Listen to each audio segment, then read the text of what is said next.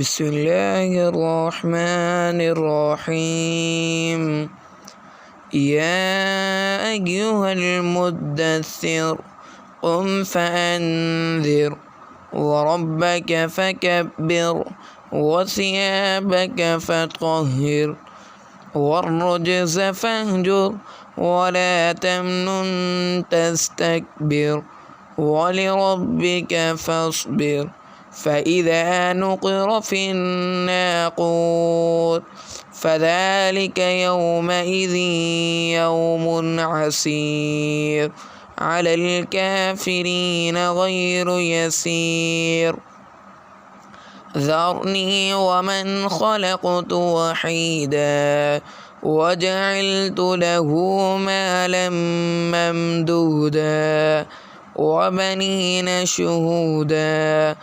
ومهدت له تمهيدا ثم يطمع أن أزيد كلا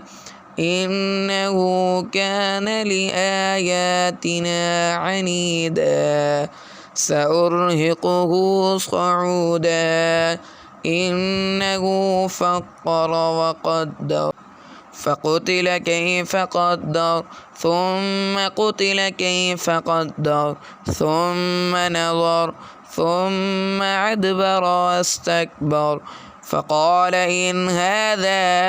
إلا سحر يؤثر إن هذا إلا قول البشر سأصليه سقر وما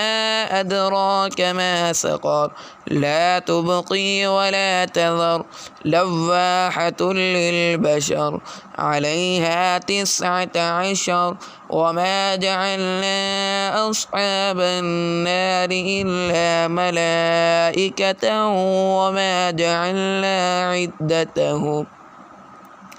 وما جعلنا عدتهم إلا فتنة للذين كفروا ليستيقن الذين أوتوا الكتاب ويزداد الذين آمنوا إيمانا ولا يرتاب الذين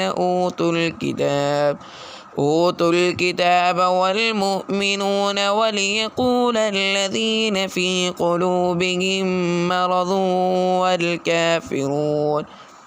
والكافرون ماذا أراد الله بهذا مثلا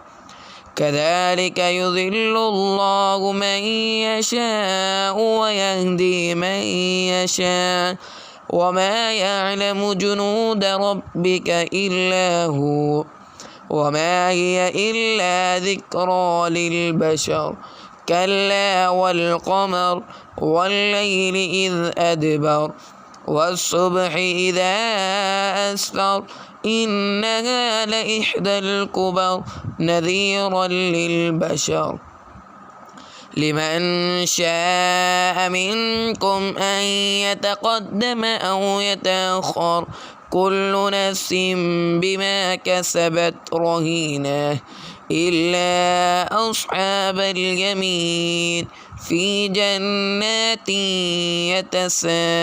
يتساءلون عن المجرمين ما سلككم في سقر قالوا لم نك من المصلين ولم نك نطعم المسكين وكنا نخوض مع الخائضين وكنا نكذب بيوم الدين حتى أتانا اليقين فما تنفعهم شفاعة الشافعين فما لهم عن التذكرة معرضين كأنهم حمر مستنفرة فرت من قسورة بل يريد كل امرئ منهم أن يؤتى صحفا منشرة كلا بل لا يخافون الآخرة كلا إنه تذكرة فمن شاء ذكره وما يذكرون إلا أن يشاء الله هو أهل التقوى وأهل المغفرة.